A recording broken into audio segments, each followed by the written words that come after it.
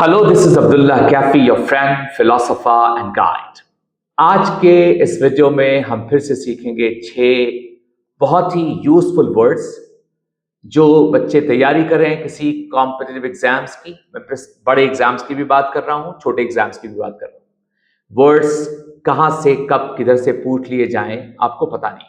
कभी cloze test में, कभी एंटोनिम सिनोनिम के फॉर्म में, या बहुत तरह से वर्ड्स पूछे जा सकते हैं। या जब कभी आप रीडिंग कॉम्प्रिहेंशन पे काम कर रहे होते हैं तो कई बार एक दो इंपॉर्टेंट वर्ड्स, की वर्ड्स होते हैं जिसपे पूरा का पूरा आइडिया रिवॉल्व करता है। तो आपका वोकैबुलरी जितना मजबूत होगा, जितना स्ट्रांग होगा, उतना अच्छा आपका परफॉर्मेंस होगा। और ये वीडियो उन लोगों के लिए भी है जो अच्छी बुक्स पढ़ते हैं, न्यूज़पेपर आर्टिकल्स पढ़ते हैं, कुछ सीरियस चीजें पढ़ते हैं। तो उसमें पढ़ने में आपकी रीडिंग ज्यादा अच्छी कब होगी, इफेक्टिव कब होगी, जब आपके पास वोकैबुलरी अच्छा होगा। तो आज का पहला वर्ड हमने चुना है, वो है एरुडाइट। एरुडाइट कहते हैं किसी ऐसे आदमी को who shows deep and scholarly knowledge, जो बहुत गहरा ज्ञान रखता हो किसी चीज का, पंडित हो, बहुत वसीउल मुतालिया हो, जिसने बहुत पढ़ा है, वो एरुडाइट है। आप मुझे मत देखें, मैं अपने बारे में बात नहीं कर रहा हूं। एक example sentence, the erudite professor quoted literature in several languages during her lecture. So if you're quoting literature from different languages, so you're of course an erudite. आप erudite ही हो सकते हैं, बहुत पढ़े लिखे। ERUDITE, erudite एक एडजेक्टिव है, इसलिए कहा erudite प्रोफेसर। प्रोफेसर एक नाउन है, और जो भी वर्ड नाउन को डिस्क्राइब करता है उसको हम एडजेक्टिव कहते हैं। मैं सजेस्ट करूंगा जो भी बच्चे तैयारी कर रहे हैं किसी एग्जाम की, तो वो जरूर से इंश्योर करें कि वो वर्ड्स पे जब काम कर रहे हैं तो वो खुद अपना कॉमन सेंस लगाएं, वर्ड्स के जॉब को, उनके फंक्शन को पहचान करके ये गेस करें कि ये वर्ड क्या है। नाउन है, एडजेक्टिव है, एडवर्ब है, प्रीपोजिशन है, वर्ब है, या क्या है। ये एक बहुत जरूरी स्किल है अगर आप चाहते हैं इंग्लिश पे अच्छा कमांड, उसकी समझ अगर आपको पैदा करनी है तो आपको वर्ड्स के बारे में उसका हर एस्पेक्ट देखना चाहिए। खैर, तो पहला वर्ड था एरुडाइट। दूसरा वर्ड है डॉगमैटिक। डॉगमैटिक की स्पेलिंग है DOGMATIC। डॉगमैटिक भी एक एडजेक्टिव है। डॉगमैटिक को हिंदी में हम कह सकते हैं बहुत हठी या जिद्दी इंसान, उस मामले में कि वो अपने बिलीफ को, अब सिर्फ अपने बिलीफ को, अपनी मान्यताओं को सही समझता है, किसी और को वो सुनता भी नहीं है, बहुत ही जिद्दी है इस मामले में। डॉगमैटिक भी एक एडजेक्टिव है। stubbornly insisting on principles और beliefs।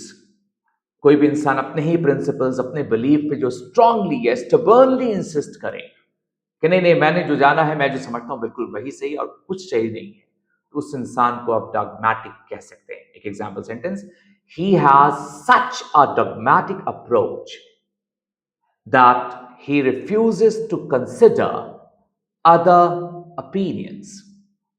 उसका अप्रोच इतना डॉगमैटिक है कि वो दूसरे ओपिनियंस को कंसिडर करने से भी इनकार करता है।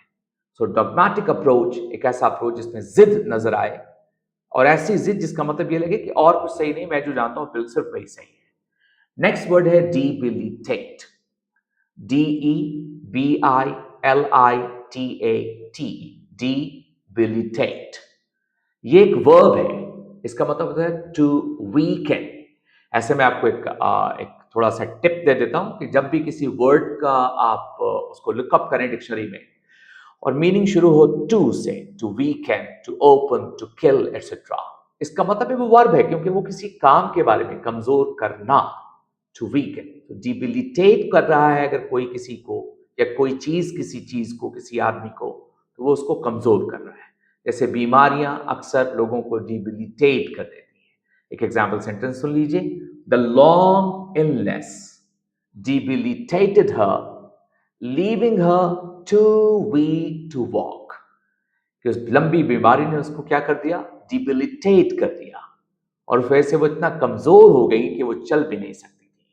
नेक्स्ट वर्ड है आज के इस वीडियो का कैप्रिशियस। कैप्रिशियस, कैप्रिशियस स्पेलिंग है CAPRICIOUS। ये भी एक एडजेक्टिव है। कैप्रिशियस का मतलब होता है अनप्रिडिक्टेबल, यानी वैसी चीज जिसके बारे में आप पूर्वानुमान ना लगा सके, अंदाजा ना लगा सके कि क्या होगा आगे। तो अनप्रिडिक्टेबल है, यानी एक ऐसी चीज which is given to sudden changes. एक example sentence, the stock market can be dangerously कैप्रिशियस।